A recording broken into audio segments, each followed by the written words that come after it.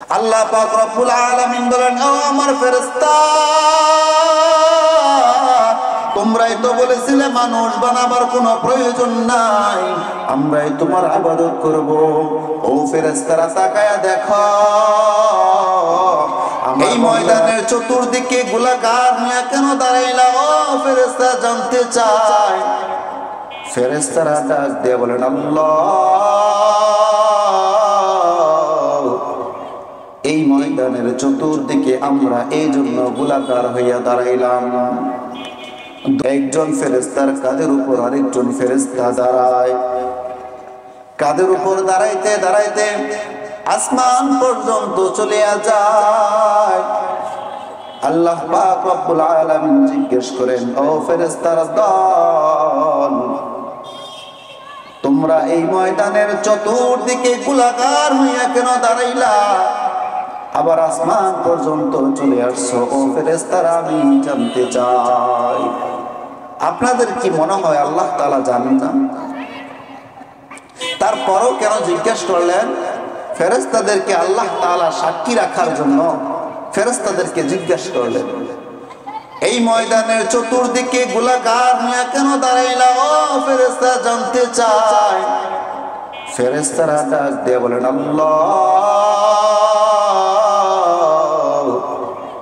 এই ময়দানের চতুর্দিকে আমরা এই জন্য গোলাকার হইয়া দাঁড়াইলাম, দুনিয়ার কোন সমাবেশ হইলে পুলিশ বিডিআর এই সমস্ত দিয়ে পাহারা দেওয়া লাগে কোন সমাবেশ অনুষ্ঠান মাহফিলে, কিন্তু এটা তোমার জান্নাতের বাগান, এখানে তো পুলিশ আসবে না, বরং এটাকে বানচাল করে দেওয়ার জন্য আসবে।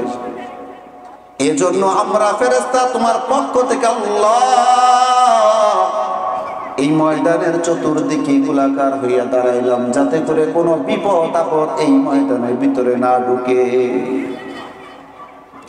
আল্লাহ পাক রব্বুল আলামিন জিজ্ঞেস করলেন, ও ফেরেশতারা দল, এই ময়দানে কি হয়? আল্লাহ রব্বুল ইজ্জাত সব জানেন, তারপরও কেন জিজ্ঞেস করেন?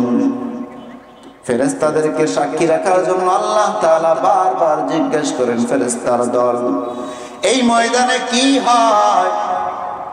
ফেরেশতারা আল্লাহ তাআলার প্রশ্নের জবাবে বলেন, আল্লাহ,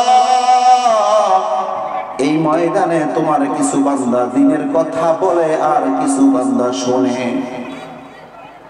দিনের কথা শুনে যাওয়ার পর তোমার বান্দার চোখ দিয়ে ঝরঝর করে পানি পড়ে। আহারে, যখন জাহান্নামের কথাগুলো বলা হয় তোমার বান্দার চোখ দিয়ে পানি বের হয়। আর যখন জান্নাতের কথা বলা হয় তোমার বান্দার দিলের মধ্যে আফসোস হয়, কখন আমরা জান্নাতে যাইব। আল্লাহ পাক রব্বুল আলামিন বলেন, ও আমার ফেরেশতা, তোমরাই তো বলেছিলে মানুষ বানাবার কোনো প্রয়োজন নাই, আমরাই তোমার ইবাদত করব। ও ফেরেশতারা তাকায়া দেখো,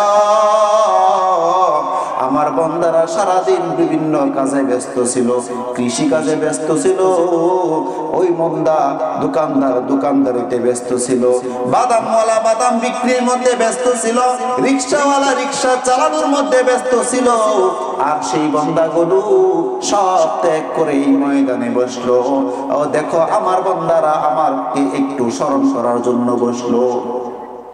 আল্লাহ পাক রব্বুল আলামিন ফেরেশতাদেরকে ডাক দিয়ে বলেন, ফেরেশতার দল, আমি তোমাদেরকে সাক্ষী রাখলাম, আমি তাদের জীবনের পিছনের সমস্ত সগীরা গুনাহকে মাফ করিয়া দিলাম।